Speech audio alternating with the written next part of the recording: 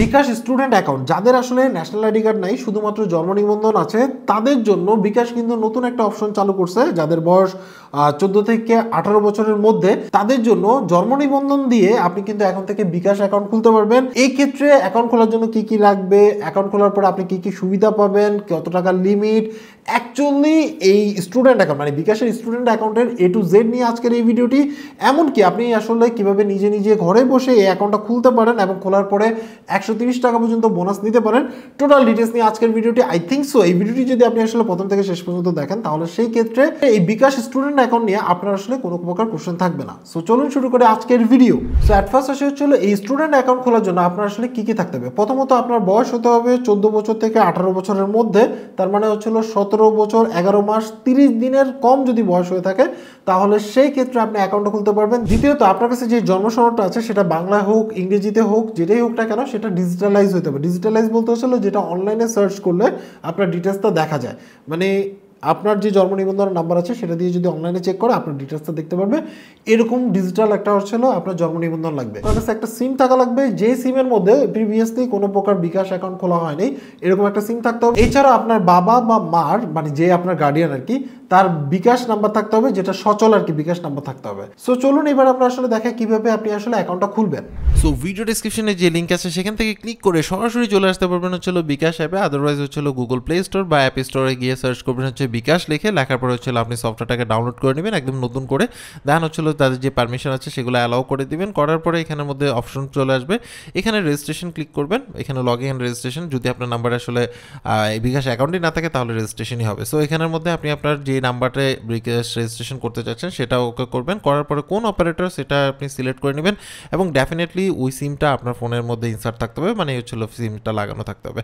ওকে করেন, করার পরে হচ্ছে এখানের মধ্যে আপনি জাতীয় পরিচয়ের মাধ্যমে করতে চাচ্ছেন নাকি হচ্ছে আপনি জন্ম সনদের মাধ্যমে করবেন। যেহেতু আমরা আজকে জন্ম সনদ দিয়ে কীভাবে অ্যাকাউন্ট করে সেটা দেখাবো, সো জন্ম সনদ সিলেক্ট করলাম। করার সাথে সাথে হচ্ছিল আপনার ফোনের মধ্যে একটা ভেরিফিকেশন কোড আসবে অটো রিড করার জন্য, এখানে অ্যালাউ করে দিবেন, সাথে সাথে ওকে হয়ে যাবে। অন্য মানে ফোনে যদি সিম থাকে তাহলে কিন্তু হবে না। আর এখানের মধ্যে আসার পরে আপনি টোটাল ইনফরমেশনগুলো দেখতে পারবেন, মানে শর্তগুলো।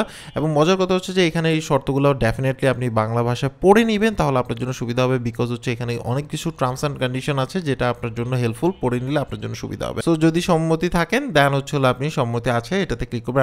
সম্মতি দেওয়ার পরে আপনি হচ্ছিল নেক্সট অপশনে চলে আসবেন। এখানে আসার পরে আপনি 3টা ধাপের মাধ্যমে আপনি আসলে এই অ্যাকাউন্টটা করতে পারবেন। একটা হচ্ছিল আপনার ডিজিটাল জন্ম নিবন্ধন সনদ লাগবে, যেহেতু সেটা ছবি তুলতে হবে, বাবা মা তথ্য দিতে হবে আর নিজের চেহারা দিয়ে ছবি তুলতে হবে আর কি। সো আমরা বার্থ সার্টিফিকেট নিয়ে আসলাম। আপনার যেই বার্থ সার্টিফিকেটটা বা জন্ম নিবন্ধনটা যেটা আসলে অনলাইনে শো করে, সেটা বাংলা হোক ইংলিশ হোক দুইটার ক্ষেত্রে প্রযোজ্য। পরবর্তী ধাপে ক্লিক করলে সাথে সাথে আপনার মোবাইলের ক্যামেরাটা অন হয়ে যাবে, অ্যালাউ করবেন। অ্যান্ড হচ্ছিল এটার একটা ছবি তুলবেন, একদম ক্লিয়ারলি পিকচারটা তুলবেন যাতে হচ্ছে সব কিছু বোঝা যায়। অ্যান্ড দেন হচ্ছিল নেক্সটে চাপ দিবেন আর কি। সো নেক্সট অপশনে চলে আসবে, মানে সাবমিট অপশনে চলে আসবে। সাবমিট হওয়ার পরে এখানের মধ্যে আপনার নাম, জন্ম তারিখ এবং হচ্ছিল সনদ নাম্বার দেখাবে। আমার ক্ষেত্রে ক্লিয়ার আসেনি, দ্যাটস ওয়াই হচ্ছিল আপনাকে নিজে লিখে নিতে হবে। সো আর যদি বানান ভুল আসে সেটা আপনি ঠিক করে নেবেন, যেভাবে লেখা আছে ঠিক সেভাবে লিখবেন। জন্ম তারিখটাও ঠিক মতো দিবেন, যেটা আপনার অ্যাকুরেট জন্ম তারিখ সেটা দিবেন। এবং হচ্ছে জন্ম সনদে যদি কোনো নাম্বার ভুল থাকে সেটা রিচেক করে এটা ঠিক করে নেবেন। দেন হচ্ছে আপনি নেক্সট অপশনে চলে আসবেন। আসার পরে এখানের মধ্যে দেখতে পাচ্ছেন যে আপনি পুরুষ নারী কোনটা সেটা সিলেক্ট করে নেবেন। দেন হচ্ছে আপনার আয়ের উৎস কোথা থেকে, সেটা যদি মানে অভিভাবকের উপর নির্ভরশীল থাকে তাহলে সেটা সিলেক্ট করবেন। ব্যবসা থেকে, ফ্রিল্যান্সিং থেকে বা অন্য কোনো অপশন যদি থেকে থাকে সেটা আপনি সিলেক্ট করে নেবেন। ডেফিনেটলি আপনার রাইটটাই দিবেন, চেষ্টা করবেন আর কি। দেন হচ্ছে আনুমানিক মাসিক আয় কত, সেটা যত হবে সেটা আপনি এখানের মধ্যে অপশনগুলো দেখতে পাচ্ছেন, যেটা আপনার প্রয়োজন বা যেটা আপনি করেন সেটা আপনি ওকে করবেন। দেখা হচ্ছে আপনি শিক্ষার্থী নাকি আপনি ফ্রিল্যান্সার নাকি কর্মজীবী, মানে কি আপনি সেটা জাস্ট আপনার প্রফেশনটা দিবেন, ওকে করবেন। করার পর নেক্সট অপশনে যেয়ে যাবে শুধুমাত্র বাবা বা মা এই দুইজনের একজনের যদি বিকাশ অ্যাকাউন্ট খোলা থাকে তাহলে সেই ক্ষেত্রেই শুধুমাত্র আপনি আসলে অ্যাকাউন্টটা খুলতে পারবেন। সো এখান থেকে যেহেতু বাবা সিলেক্ট করতে পারবেন বা মা সিলেক্ট করতে পারবেন, যেই নাম্বারটা আপনি সিলেক্ট করেন। সো বাবা দিলাম, দেওয়ার পরে হচ্ছে আপনার বাবার নাম ইংরেজিতে লিখবেন, ডেফিনেটলি পুরোপুরি পারফেক্টলি বানান করে সঠিক বানান লিখবেন। বিকজ হচ্ছে এটার সাথে এটা তারা কিন্তু ভেরিফাই করে, জন্ম নিবন্ধনের সাথে কিন্তু মিল আছে কিনা সেটা কিন্তু চেক করে। সো তারপরে ফোন নাম্বার দিবেন, ওকে করবেন। ওকে করার পরে হচ্ছে আপনার নেক্সট অপশনে চলে আসবে। এখানে একটু মানে মোটামুটি ভালো আলো আছে এরকম জায়গায় গিয়ে আপনার আসলে সেলফি তুলতে হবে। সো এখানে পর্যাপ্ত আলো আছে কিনা সেটা দেখবেন, স্ক্যান করবে এবং হচ্ছে ফ্রেমের ভিতরে রাখতে চেষ্টা করুন। পুরো ডিটেলস এখানে দেওয়া আছে। দেন হচ্ছে ছবি তুলনে ক্লিক করেন। করার পরে হচ্ছে আপনার মুখমণ্ডল খুলে হাসুন আর কি, একটু হাসতে হবে। এখানে চিহ্ন বায়োটা দেওয়া আছে, একদম ইজি, জাস্ট একটু হাসবেন আর হচ্ছে জাস্ট ওই যে সার্কেলটা আছে এটার মধ্যে আপনার ফেসটাকে নেবেন।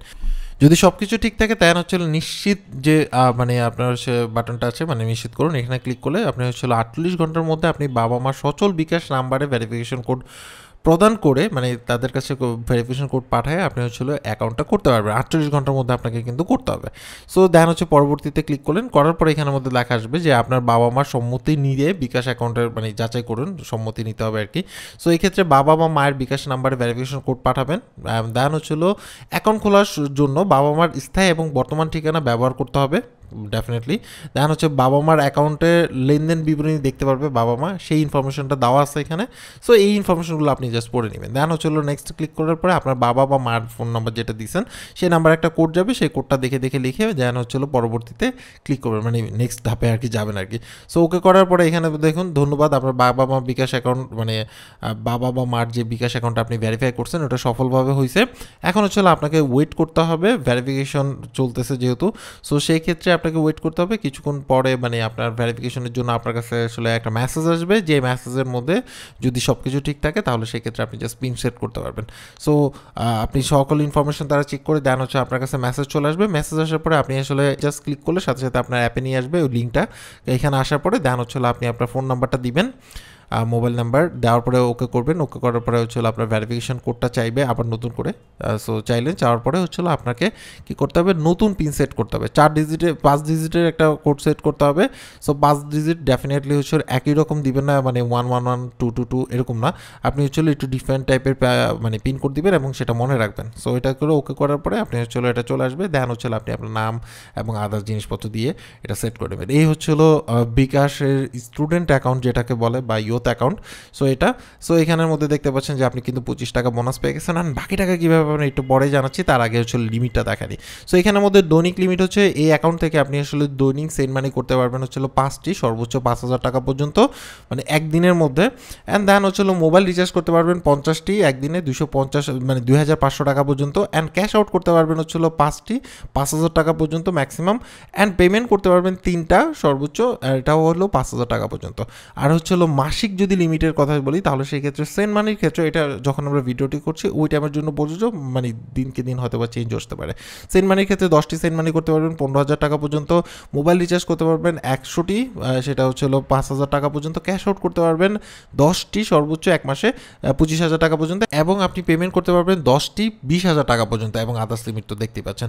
সো এবার আসে হচ্ছে 130 টাকা কীভাবে আপনি আসলে বোনাস পাবেন। সো এখন আপনি লগ ইন করার পরে তো 25 টাকা পেয়ে গেলেন। দেন কোনো নাম্বারে যদি আপনি রিচার্জ করেন তাহলে, মানে প্রথমবার যদি রিচার্জ করেন তাহলে সেক্ষেত্রে 25 টাকা ক্যাশব্যাক পাবেন।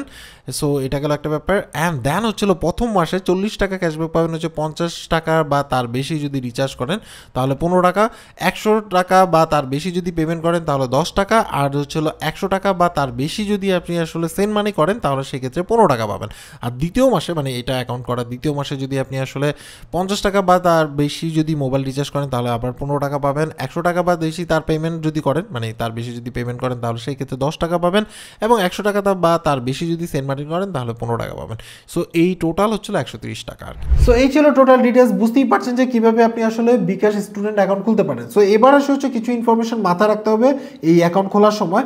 সেটা হচ্ছে নাম্বার 1, আপনার যে জন্মসনদের ছবি তুলতেছেন বা আপনার যে বার্থ সার্টিফিকেটের ছবি তুলতেছেন সেটা যাতে স্পষ্ট বা ক্লিয়ার হয়, মানে যাতে দেখতে বা বোঝা যায় ইজিলি। দ্বিতীয়ত হচ্ছে এই জন্মসনদ থেকে যে আপনার হচ্ছে জন্মসনদের নাম, মানে আপনার নাম নিবে বা আপনার হচ্ছে জন্ম তারিখ নিবে, এমনকি আপনার যে জন্ম নিবন্ধনের যে নাম্বারটা আছে সেই নাম্বারটা নিবে। এটা আপনি আবার চেক করে দেবেন, মানে ক্রস চেক করে দেখবেন আপনার যে জন্ম নিবন্ধন আছে সেটার সাথে এটা মিল আছে কিনা। যদি মিল না থাকে তাহলে আপনি হচ্ছে ম্যানুয়ালি ঠিক করে নেবেন, যাতে আপনার জন্ম নিবন্ধন আর এটা যাতে সেম থাকে। অভিভাবক হিসেবে আপনি যদি বাবা মামা যাকে সিলেক্ট করবেন তার নাম যাতে হচ্ছে ওই জন্ম নিবন্ধনে দেখা যায়, মানে সেম নাম হইতে হবে।